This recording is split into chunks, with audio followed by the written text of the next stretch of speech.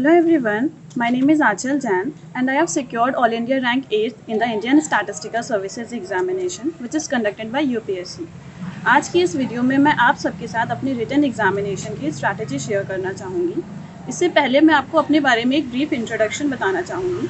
मैं बहराइच उत्तर प्रदेश की रहने वाली हूँ। मैंने अपना graduation national PG college Lucknow से कंप्लीट किया था और अपना पोस्ट ग्रेजुएशन एमएससी बायोस्टैटिस्टिक्स में यूनिवर्सिटी ऑफ लखनऊ से 2020 में कंप्लीट कर लिया था। इंडियन स्टैटिस्टिकल सर्विसेज की तैयारी मैंने अपने एमएससी सेकेंड ईयर में आते साथ ही स्टार्ट कर दी थी। इसके लिए मैंने लखनऊ में ही सिचुएटेड नीरज अवस्थी सर की कोचिंग भी ली थी। And I believe that with the help of my teachers guidance, my parents constant support and God's blessings, I was able to clear this examination in my very first attempt.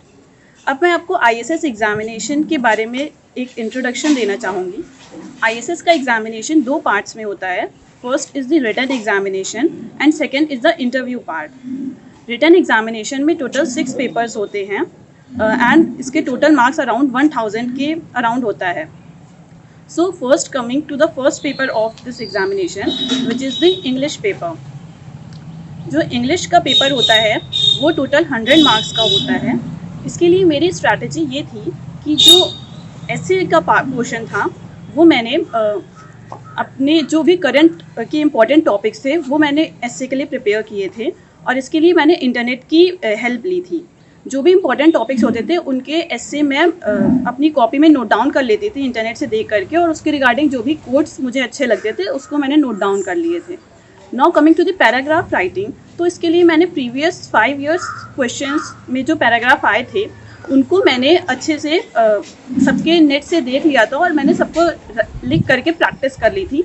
इस तरह से मैंने अपनी paragraph writing की तैयारी की थी। अब सेंटेंस करेक्शन के लिए मैंने अनअकैडमी पे कुछ वीडियोस देख रखी थी और उनका ही मैं मल्टीपल रिविजन्स कर लेती थी, जिससे कि मैंने अपना सेंटेंस करेक्शन वाला पोर्शन प्रिपेयर किया था। तो मैंने ऐसे इंग्लिश पोर्शन के लिए यही स्ट्रैटेजी रखी थी। तो अब मैं अपनी जीएस की स्ट्रैटेजी आप सबके साथ शेयर करना चाहूँगी। जीएस में टोटल 4 पार्ट्स होते हैं: economy, geography, history and polity. Current affairs के लिए मैंने विजन आईएएस की मंथली मैगजीन को फॉलो किया था। मैंने टोटल 10 मंथ्स की करंट अफेयर्स फॉलो किए थे। अगर मैं पॉलिटी, ज्योग्राफी और इकोनॉमी की बात करूं तो ये तीनों पोर्शन विजन आईएएस की बुक में बहुत ही क्लियरली गिवन होते हैं और मैंने उससे ही इन तीनों टॉपिक को प्रिपेयर किया था। इसके अलावा मुझे कोई भी अगर इम्पोर्टेंट टॉपिक्स मिलता था तो मैं उसके लिए नेट से प्रिपेयर कर लेती थी। अगर मैं हिस्ट्री की बात करूं तो हिस्ट्री के लिए मैंने सिर्फ मॉडर्न हिस्ट्री प्रिपेयर की थी और इसके लिए मैंने आईसीएसई बोर्ड की क्लास 10th की बुक फॉलो की थी। इसके अलावा मुझे कोचिंग में जो भी नोट्स मिल जाते थे हिस्ट्री के, मैं उनको फॉलो कर लिया करती थी। जीएस के लिए मेरी ये स्ट्रैटेजी थी कि मैं इसमें जितने भी टेस्ट होते थे, क्योंकि मैंने कोचिंग ले रखी थी तो वहाँ पे पीरियडिकली टेस्ट हुआ करते, तो मैं उन सारे टेस्ट को देती थी और उसके बेसिस पे मैं अपनी परफॉर्मेंस को एनालाइज करती थी कि मैं किस तरह से परफॉर्म कर पा रही हूँ जीएस के पेपर में। सो जीएस के लिए मेरी यही स्ट्रैटेजी थी। पेपर 1 ऑफ आईएसएस, पेपर 1 में टोटल 3 पोर्शंस होते हैं। पहला probability and statistical method, second is numerical analysis and the third is computers. Probability and statistical methods के लिए मैंने fundamental of mathematical statistics by S C Gupta VK Kapoor की book follow की थी। इसमें मैंने सारे सॉल्व एग्जाम्पल्स तो लगाई थी, साथ में मैंने बैक एक्सरसाइजेस भी जितनी मुझसे हो पाती थी मैं वो लगा लेती थी। Second, coming to the numerical analysis paper, तो इसके लिए मैंने न्यूमेरिकल एनालिसिस की बुक फॉलो की थी बाय मलिक एंड गुप्ता और उसमें मैं जितने भी एग्जाम्पल्स सॉल्व एग्जाम्पल्स थे उनको मैंने कई बार सॉल्व कर लिया था। न्यूमेरिकल एनालिसिस एक ऐसा पोर्शन है जिसमें हमें मल्टीपल प्रैक्टिस चाहिए होती है, तो अगर हम उसको अच्छे से प्रैक्टिस कर ले तो उसमें हमारा स्कोर काफ़ी अच्छा हो सकता है। और मेरी स्ट्रैटेजी भी यही थी कि मैं न्यूमेरिकल एनालिसिस और कंप्यूटर्स में अच्छा स्कोर करूं, क्योंकि प्रोबेबिलिटी और स्टैटिस्टिकल मेथड्स का पोर्शन ऐसा है जिसमें आंसर क्वेश्चंस जो होते हैं वो कई बारी डिफरेंट आ जाते हैं जिसको हम नहीं सॉल्व कर पाते एग्जाम्पल्स में। तो मैंने न्यूमेरिकल एनालिसिस पे काफ़ी ज़्यादा फोकस किया था। और अब कंप्यूटर्स की बात करें तो कंप्यूटर्स के लिए मैंने ग्रेजुएशन में हमारी पीके सन्हा की बुक चलती थी, मैंने उसी बुक से पढ़ाई की थी। इसके अलावा मैंने ल्यूसेंट की बुक भी फॉलो की थी जिससे मैंने कंप्यूटर्स के लिए प्रिपेयर किया था।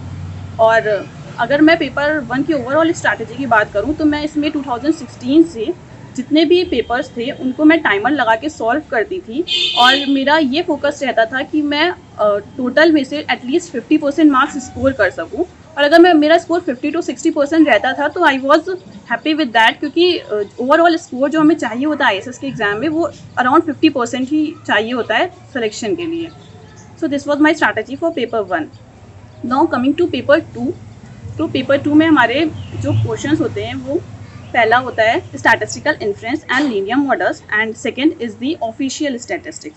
तो स्टैटिस्टिकल इन्फ्रेंस की अगर मैं बताऊं तो स्टैटिस्टिकल इन्फ्रेंस के लिए मैंने fundamental of applied statistics by SC Gupta and VK Kapoor follow की थी. इसके अलावा जो भी मुझे कोचिंग में नोट्स मिलते थे मैं उनसे पढ़ लेती थी. और लीनियर मॉडल्स के लिए मैंने कोई बुक नहीं फॉलो की थी, उसमें मैंने सिर्फ अपने ग्रेजुएशन के नोट्स ही फॉलो किए थे, ग्रेजुएशन और पोस्ट ग्रेजुएशन के नोट्स फॉलो किए थे.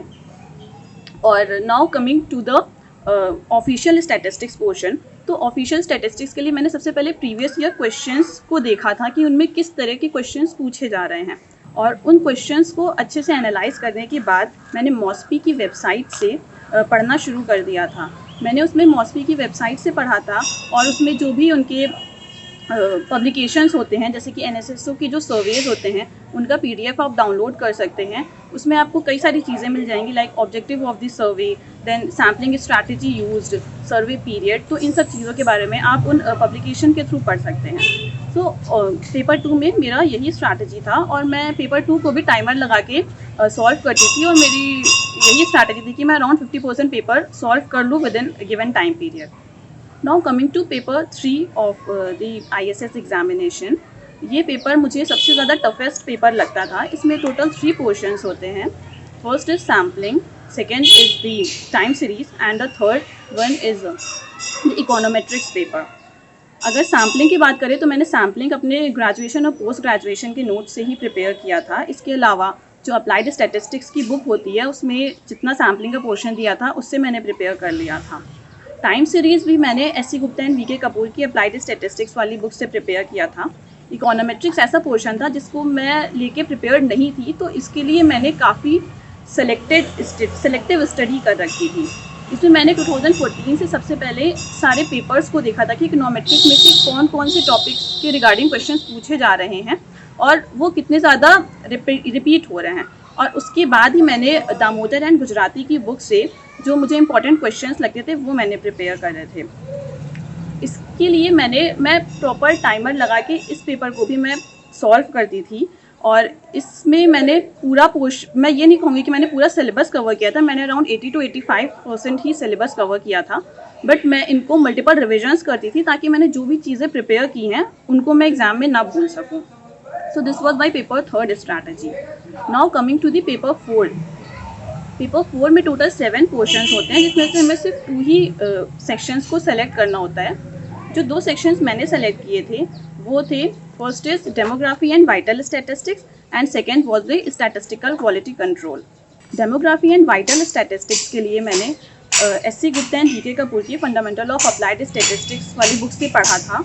और उसके अलावा जो भी पोर्शन बचा रह गया था वो मैंने ML झिंगल की बुक आती है उससे पढ़ा था. जैसे कि माइग्रेशन के टॉपिक्स हो गए वो मैंने ML झिंगल वाली बुक से कवर किए थे. Now coming to the SQC paper. तो इसके लिए भी मैंने फंडामेंटल ऑफ अप्लाइड स्टैटिस्टिक्स वाली बुक से ही मैक्सिमम टॉपिक्स को कवर किया था.